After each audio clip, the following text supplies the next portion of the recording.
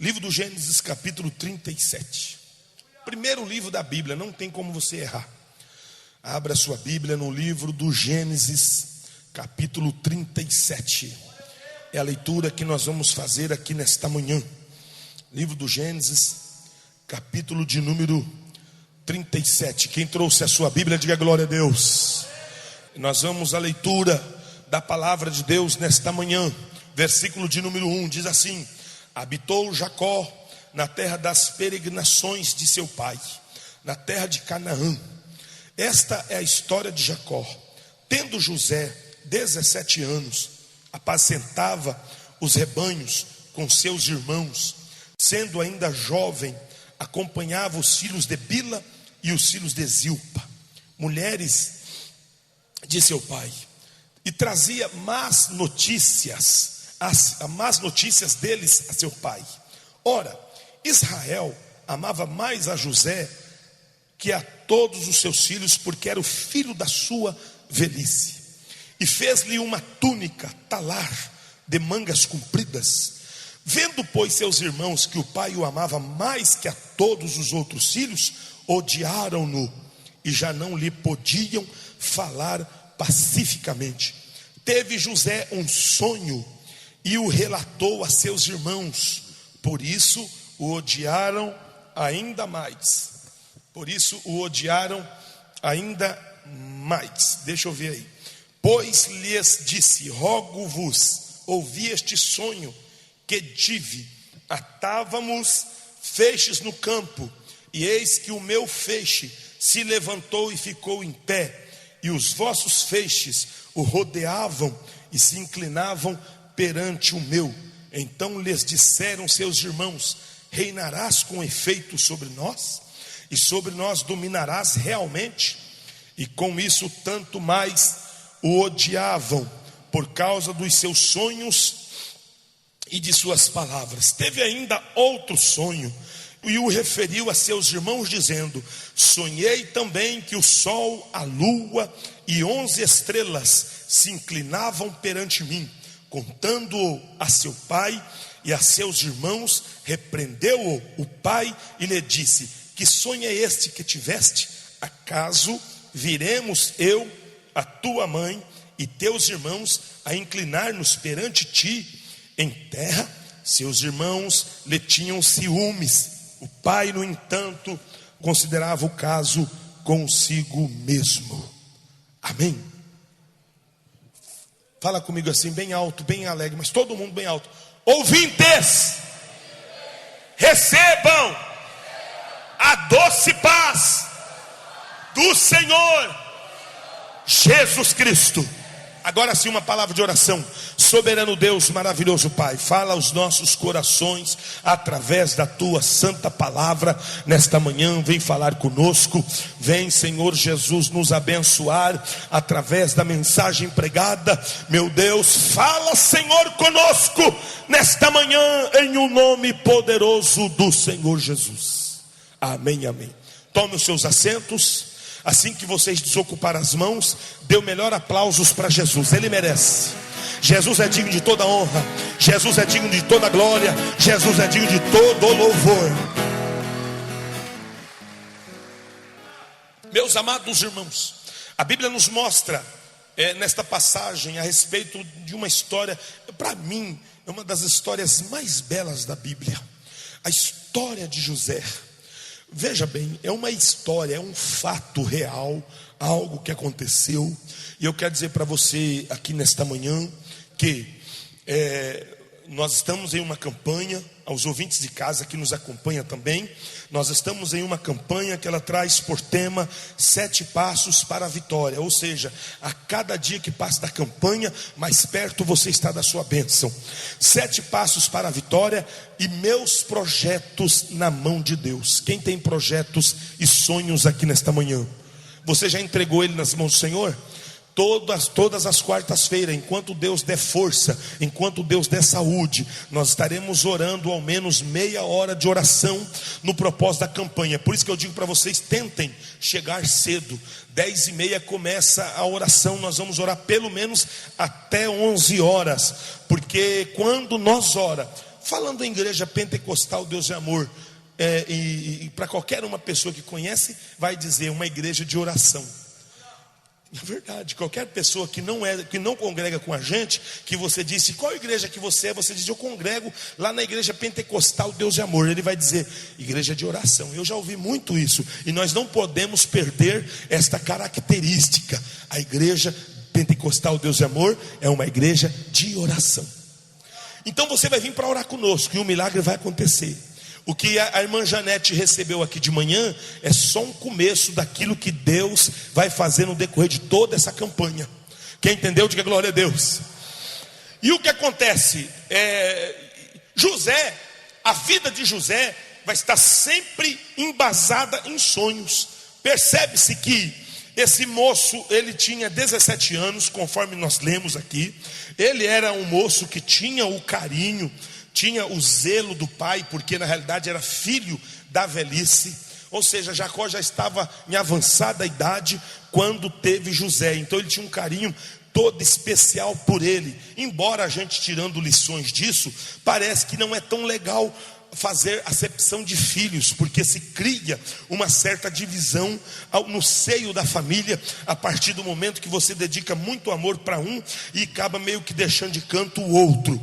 A gente vai tendo a luz da Bíblia, mas isso é do próprio homem, isso está inerente na pessoa humana, já nasce com essas características próprias dela.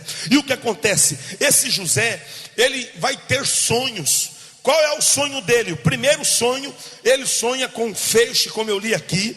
Ele sonha com os feixes, ele chama os irmãos e diz, olha, eu tive um sonho, eu quero contar para vocês. Eu sonhei que vocês, cada um de nós tinha um feixe, e o meu feixe ficava em pé maior do que os feixes de vocês, e os feixes de vocês se inclinavam ao meu feixe.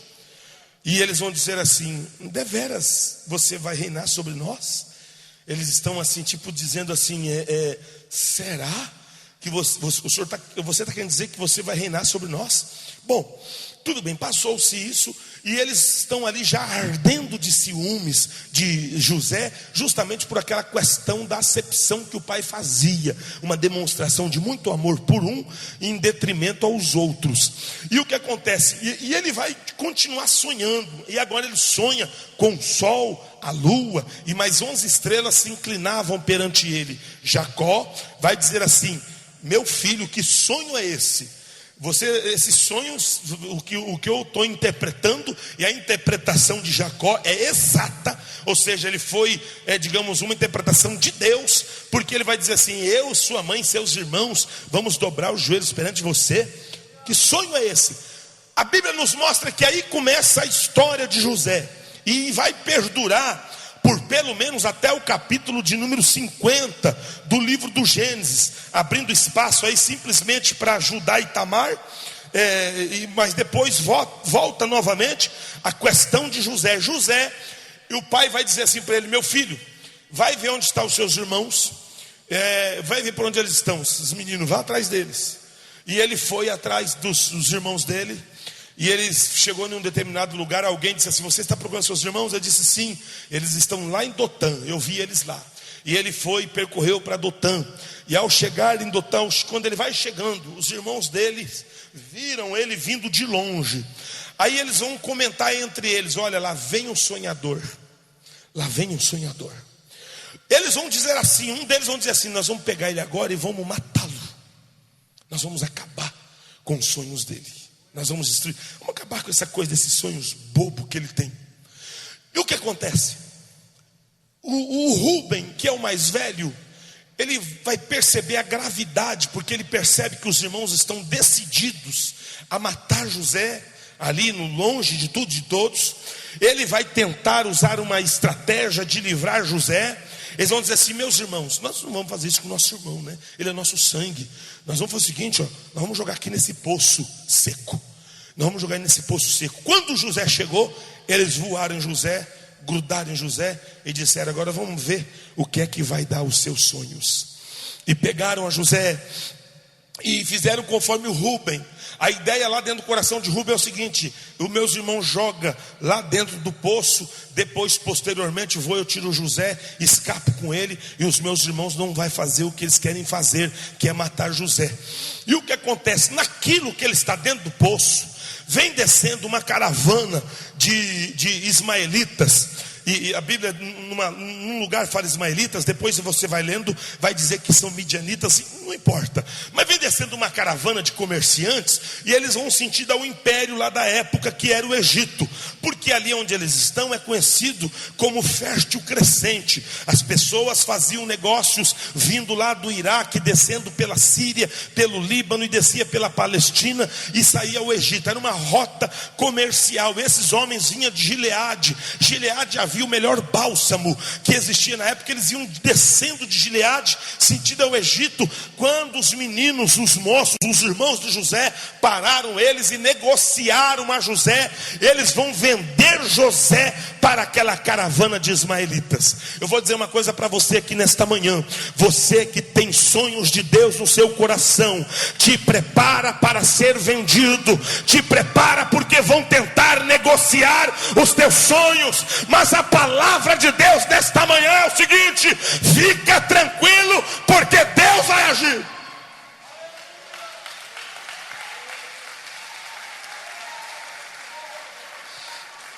Meus amados irmãos, veja bem, José, quando foi levado, venderam José, e eles pegaram a sua veste, uma que ele tinha feito, uma veste talar, que o pai havia dado para ele. Pegaram ela, mataram um animal no campo, e salpicaram sangue naquela veste, e chegaram para o pai e disseram: pai, olha, nós achamos essa roupa aqui, o senhor reconhece ela? Disse: é de José. Então, pai, infelizmente José, provavelmente alguma fera matou ele. Eles mentiram para o pai. O pai chorou. A Bíblia diz que Jacó vai chorar por pelo menos 40 dias. Olha aqui uma mentira é capaz de fazer. E José está lá agora no Egito. O pai não sabia de nada, os irmãos sabiam. Os irmãos sabiam o que aconteceu. Mas o plano era esse: que se ele falasse, nós vendemos José, aí acabava a família. E seria uma grande tragédia. Não sabe-se o que ia acontecer se eles dissessem que eles haviam vendido a José. Mas José agora está em uma feira livre, lá no Egito, em uma feira livre. E quem é que vai passando? Potifar. Quem é Potifar? Potifar é o comandante da guarda do Egito. E ele é um comandante, é um homem, é uma autoridade, é um homem forte lá no Egito. E ele vem passando, olhando, olhou, e está José lá preso, com o pé preso, amarrado em algum tronco, em alguma coisa, vendendo. E as pessoas, talvez, a Bíblia não nos mostra, eu estou conjecturando aqui, talvez gritando: olha aqui, ó, ao escravo, vende-se, vende-se. Coisa de feira pública. Eu não sei se aqui o pessoal também grita na feira: olha a laranja, né? Acho que grita também. São Paulo é a mesma coisa. Vitória do Espírito Santo é coisa do Brasil, né? Lá tem a feira lá no Nordeste, que é conhecida como a feira mais barulhenta do Brasil. Esqueçam daquela feira lá em cima no Pernambuco. Mas tudo bem, vamos voltando aqui. Aí o que acontece? Está lá gritando, falando, e ele olhou para José. Ele se agradou de José e disse: quanto que é o moço? É tanto valor. Aí ele pegou a sacolinha cheia de moedas e deu o valor e levou José para casa. Veja bem, eu vou dizer uma coisa para você: prepara o seu coração, porque quando Deus tem uma obra, vai acontecer muitas coisas contrárias à sua vida, ou até mesmo aos seus propósitos. Mas Deus manda dizer para você: não se desespere, porque a Bíblia diz que todas as coisas cooperam para o bem daqueles que amam a Deus. Todas as coisas cooperam para o bem. Até mesmo uma tragédia que possa acontecer na nossa vida, na nossa família, Deus está dizendo que vai cooperar para o bem daqueles que amam a Deus. Quem ama a Deus nesta manhã? Quem ama? Vai cooperar para o seu bem. E a Bíblia diz que José foi levado, e eu acho lindo isso aqui. No capítulo 39 do versículo 2 diz assim: foi levado ao Egito. E Potifar, oficial de Faraó, no versículo de 39:1, comandante da guarda egípcio, comprou-o dos ismaelitas que que o tinha levado para lá. Aí o versículo 2, aqui que está o segredo da vitória. Não importa o que é que você vai passar, não importa por onde é que você vai entrar no decorrer da sua vida, porque o futuro você não sabe. Eu vou dizer uma coisa, eu também não sei o meu futuro, mas eu sei que eu sirvo um Deus que tem o meu futuro, que tem o seu futuro nas mãos dele. E o que acontece? A Bíblia diz, versículo 2: o Senhor era com José. Fala comigo, o Senhor era com José. Não importa, não importa onde você esteja, aonde você estiver, Deus precisa estar com você. Aonde você estiver, Deus precisa estar ao seu lado. Se Ele estiver com você, pode ficar tranquilo. Eu vou continuar a leitura do versículo.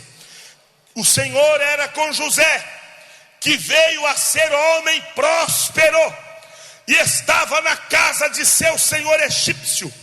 Vendo Potifar que o Senhor era com ele, e que tudo que ele fazia o Senhor prosperava em suas mãos, logrou José mercê perante ele, a quem servia, e ele o pôs por mordomo de sua casa, e lhe passou as mãos tudo de sua casa. E desde que fizera mordomo de sua casa e sobre tudo que tinha, o Senhor abençoou a casa do egípcio por amor de José. A bênção do Senhor estava sobre tudo que tinha, tanto em casa como no campo. Olha, meus amados irmãos, olha a atitude de Deus para com a pessoa de José. José estava lá, digamos, chegou como escravo.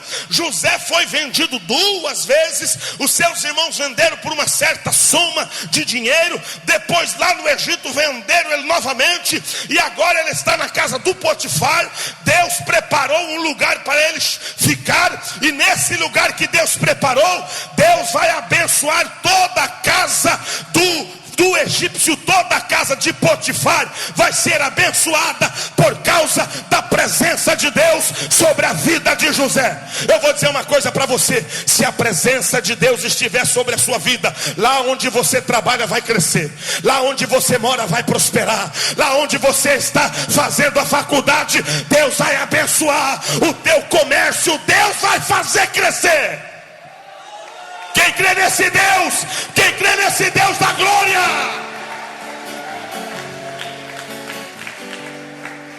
Engraçado que é o seguinte, que a Bíblia diz que tanto Deus abençoava o Potifar por tudo quanto ele tinha em casa, quanto o que tinha no campo. O Potifar plantava, não sei como é que chama aqui, cada lugar chama de um jeito. Lá em Vitória do Espírito Santo chama aipim, né? Lá em São Paulo chama mandioca.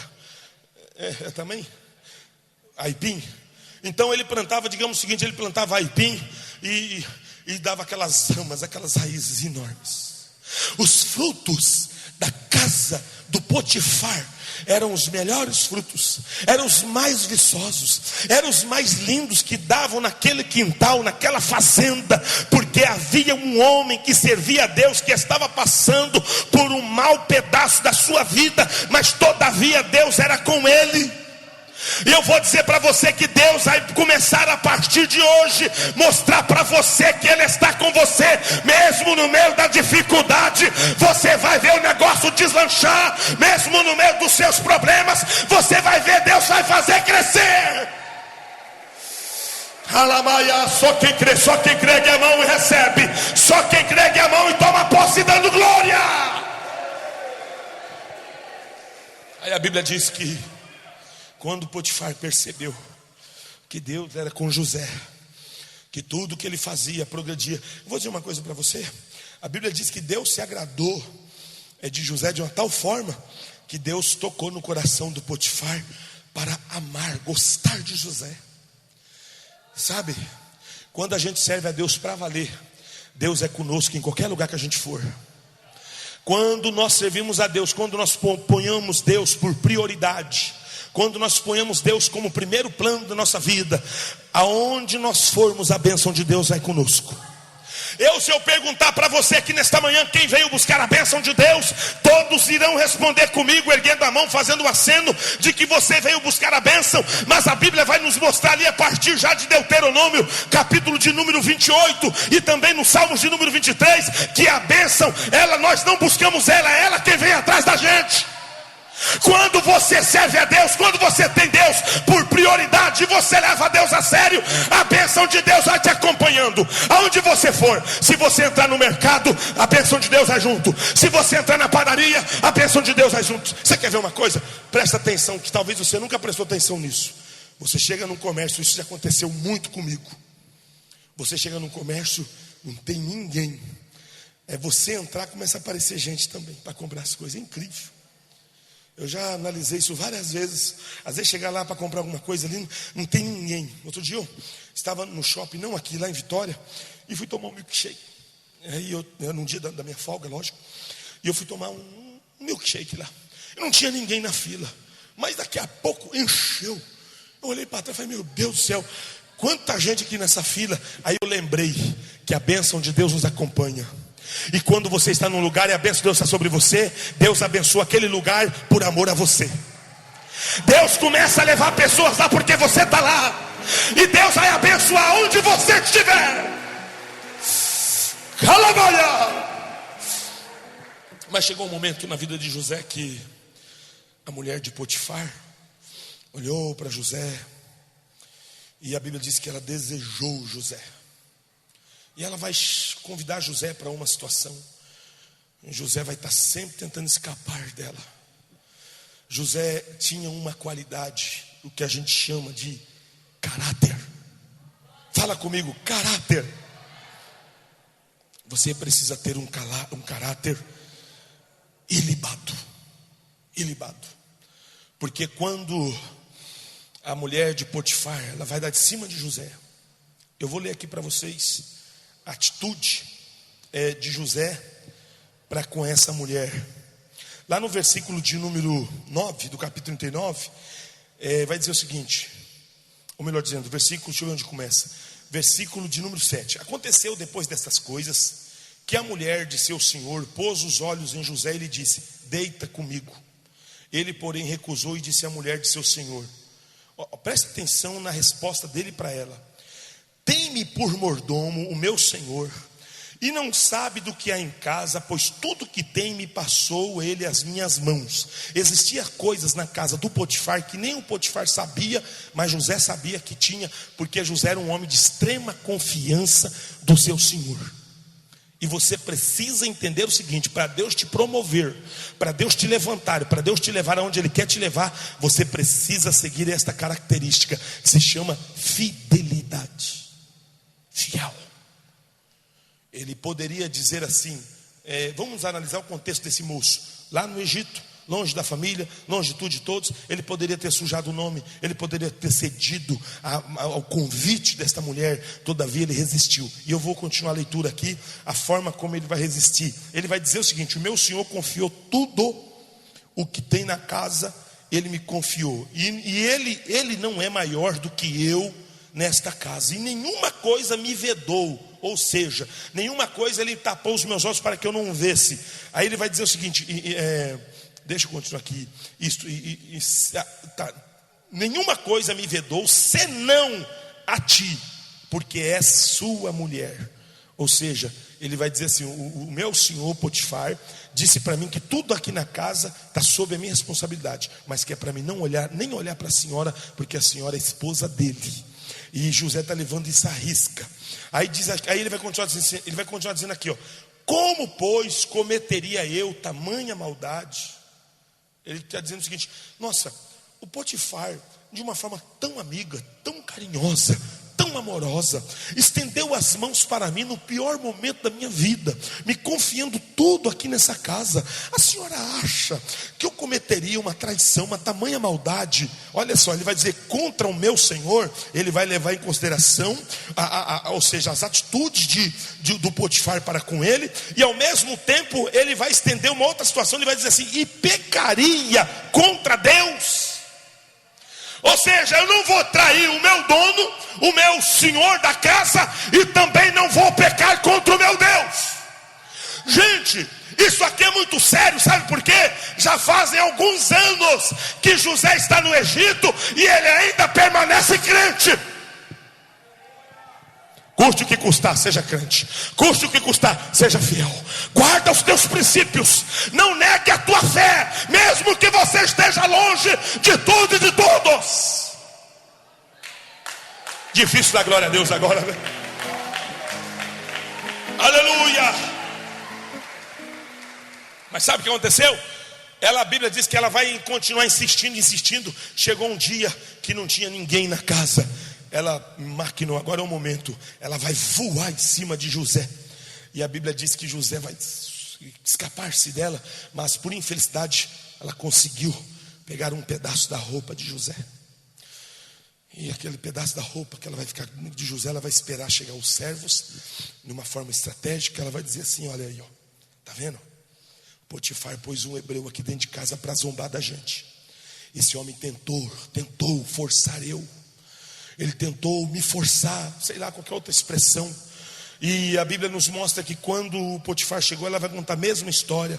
O Potifar vai pegar José e vai jogar José lá no cárcere. Vai pôr José na prisão.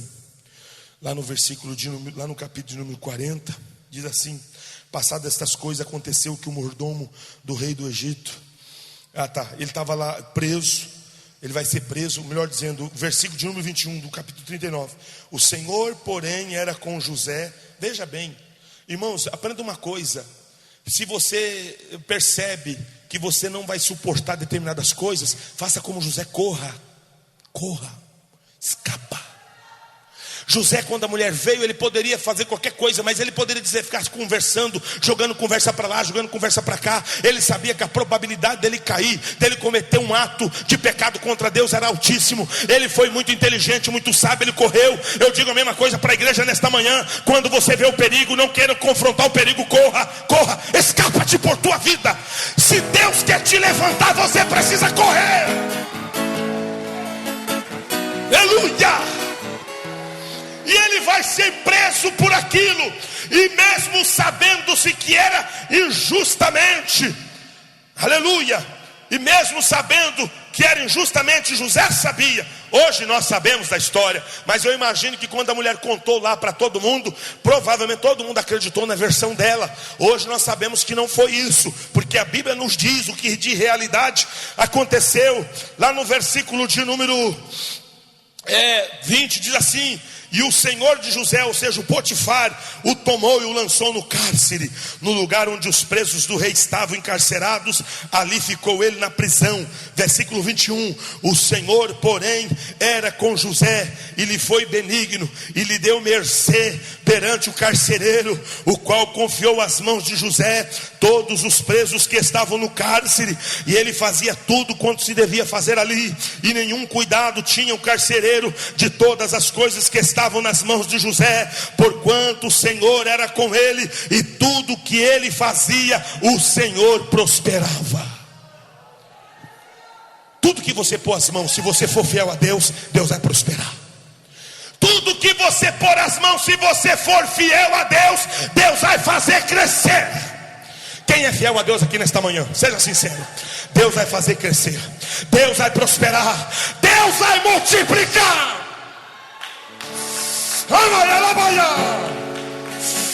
Oh, aleluia. Meus amados irmãos, veja bem, não importa onde você estiver, você precisa temer a Deus. Quando você teme a Deus, quando você tem a palavra de Deus por regra de fé na sua vida, pode acontecer o que quiser, Deus vai te chamar para liderar uma situação, e Deus vai fazer você liderar. Pode ser, digamos o seguinte, como escravo na casa de Potifar, pode ser dentro de um presídio, de um cárcere. Deus vai te pôr para liderar qualquer situação, porque Ele te chamou para tal obra. Digam glória a Deus. Olha só, meu Deus do céu, não dá tempo, está encerrando meu horário, mas veja bem, para não encerrar. Ele estava lá na prisão, aí o copeiro e o padeiro tiveram um sonho, e eu vou ler aqui o que é o sonho que eles tiveram.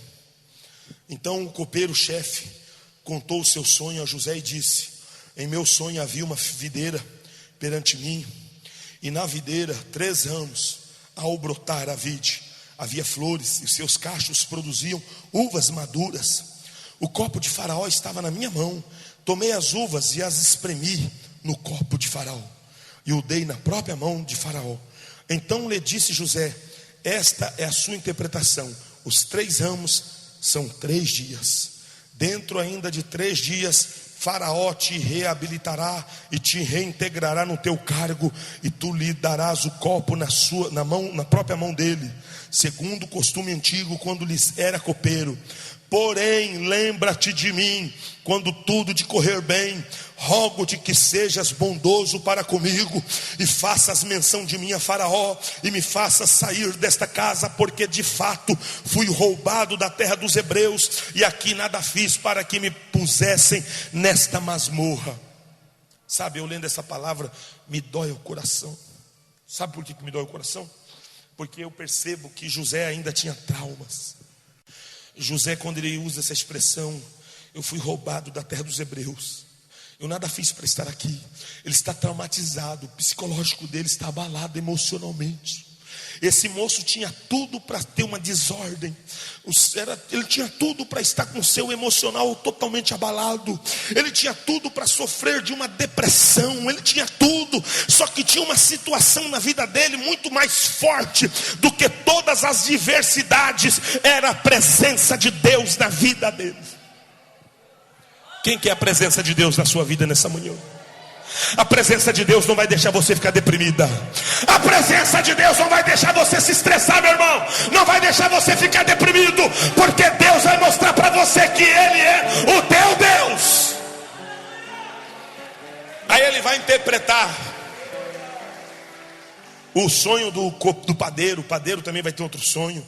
E a interpretação do padeiro é o seguinte: daqui 3 dias o rei vai levantar vocês daqui do presídio, e você vai morrer. Você vai ser enforcado. Os animais das feras do campo comerão a sua carne. E o copeiro, ele vai dizer: você vai voltar de novo a cooperar lá a ser copeiro do rei.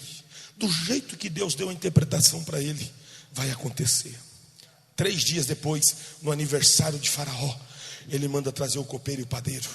O copeiro ele devolve para espremer uva no copo dele novamente, e o padeiro ele manda enforcar.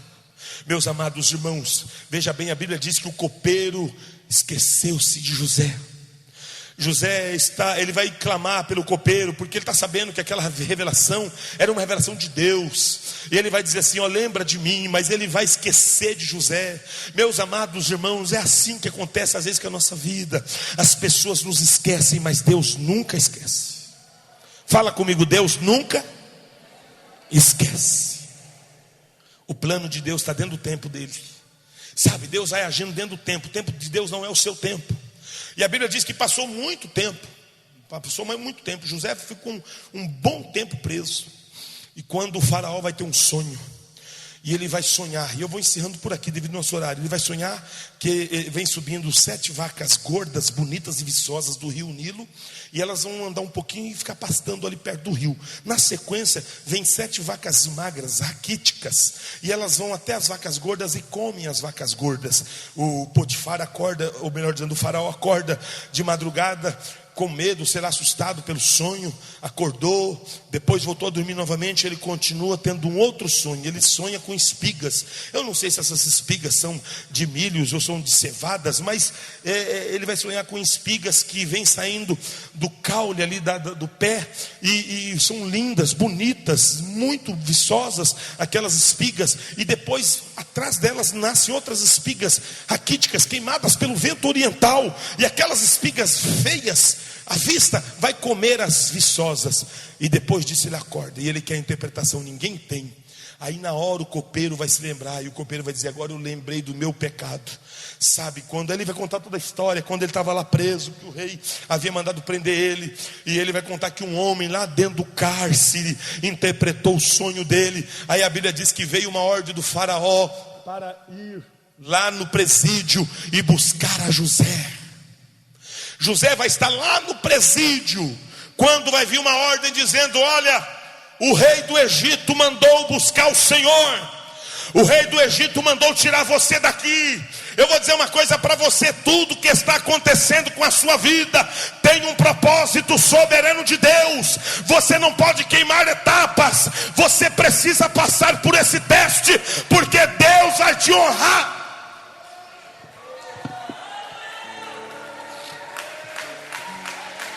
Dá glória a Deus. Porque na realidade, o que acontece? Nós não podemos queimar etapas. Tem pessoas que pensam assim, às vezes ele precisa passar por prova, por dificuldade, porque Deus vai ensinar ele, Deus vai fazer ele amadurecer espiritualmente, ministerialmente, não importa, Deus vai trazer um amadurecimento.